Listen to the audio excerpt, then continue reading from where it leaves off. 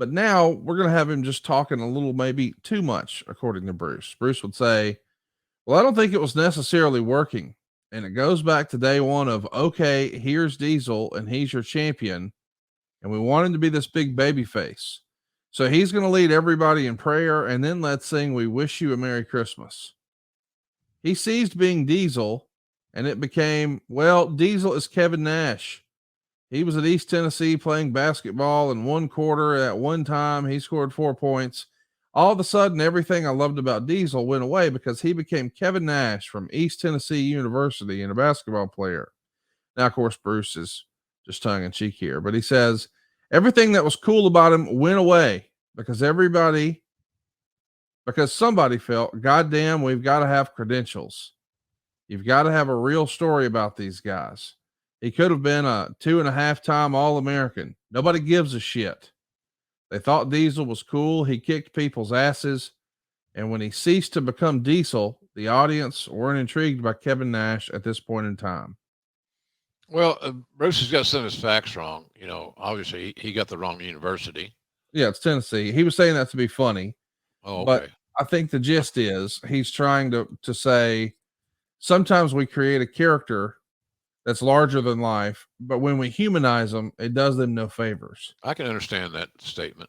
And he was saying respectfully that no matter how we're bragging about him actually having an athletic background at the University of Tennessee, he didn't go on to become Michael Jordan. So let's not necessarily brag about the fact that he played ball if he didn't become this larger than life superstar there, because he already is one as Diesel. And of course, I mean, let's just call it like it is.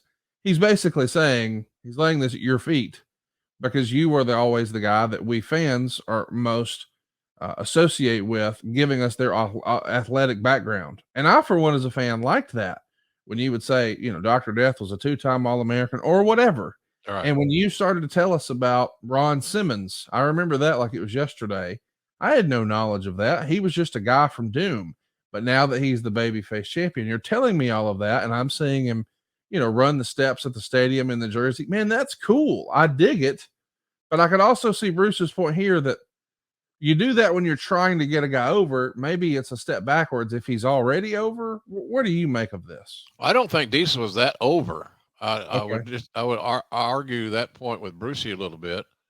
He was the most over that he had ever been in his career. There's no doubt about that. But I didn't think that the transition from Diesel to Kevin Nash was nothing but good, and I think it worked out to prove my point was accurate. He kept evolving, and I think that's kind of what we wanted to do. I think that some of the consensus was, and Brucey, and I'm guilty as well. You fall in love with some of these characters that you are involved in helping nurture, and obviously Bruce liked Diesel, and which is cool. But I didn't have any issues with the transition from Diesel to Kevin Nash, and it wasn't because he was a basketball player. It just, the owner wanted more reality based storylines, and it's hard to sell that concept if you don't have something real, tangible that people can believe in. And if they want to go do a Wikipedia search or something, there's this information we're talking about. So I don't know. I can see Bruce's point to a certain degree, but I think as it worked out at the end of the day, Kevin Nash became one of the biggest stars in the history of pro wrestling, not Diesel. Well, you're talking about an interesting time for the company here. We want to add context. This is the worst year financially for the company since Vince has taken over. And he's on the heels of the whole steroid trial, and Hulk Hogan's no longer here, and he's trying to find his next big hit. And one of the things he does is a sit down interview here with Kevin Nash. And our buddy Bruce would say, I remember almost begging to not do that. A goddamn sit down interview the way they did back then.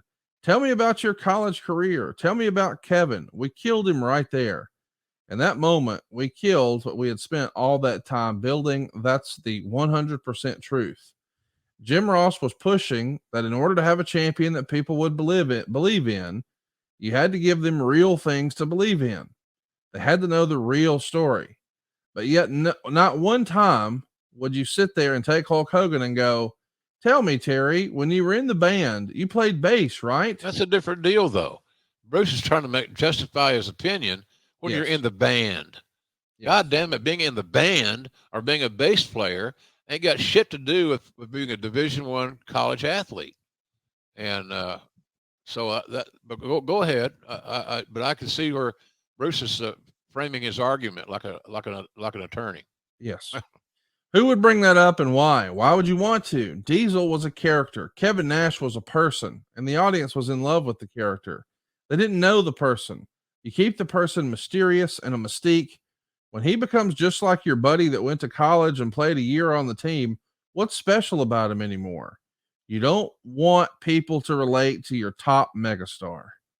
That last line resonates with me because I don't think I've ever heard someone phrase it like that before. You don't want people to relate to your top megastar. I don't get that. Yeah. Explain that. Sell me on that concept, Conrad, because I don't get it.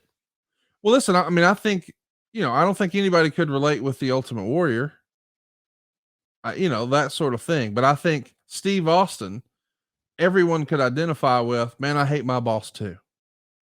Yeah. So that sort of thing clicks. I don't know, but it's an interesting take. And clearly you and Bruce saw it different ways, but yeah, ultimately we know where Vince fell on it because we know what happened. Yeah.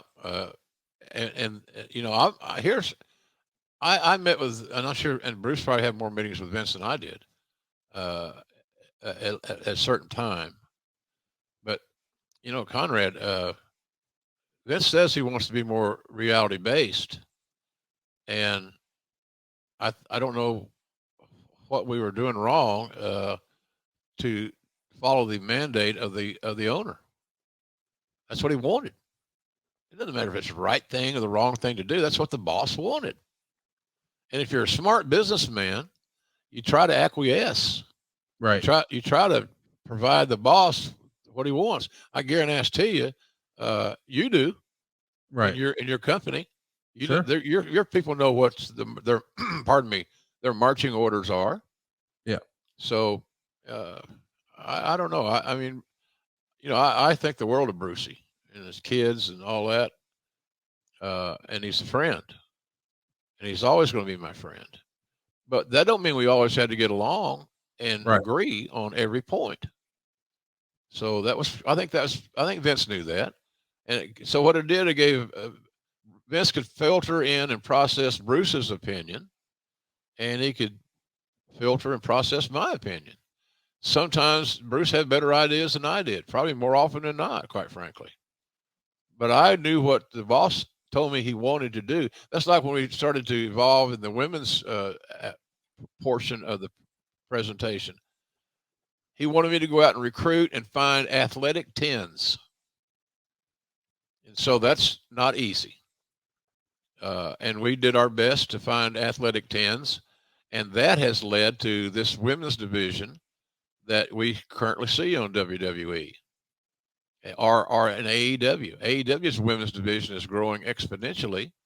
And I like Jamie Hayter's gotten over, and for one example, and she's a tough physical woman, and I love her game. But I think we did a good job of hiring athletic 10s. Trish and Lita were two examples, and they closed the Raw. That was historic at that time. And the guys didn't understand it because they were used to that segment of 11. There's 11 at that time in a 2-hour show. There was 11 segments on Monday Night Raw, and that segment 10 and 11 were essentially reserved for the guys. A female had never been in a match or in a key presentation, key casting or key booking that they've been doing.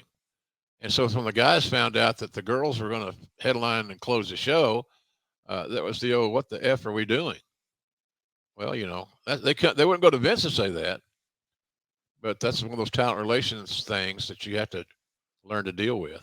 You know, but it was the right thing to do. Vince made a good call there.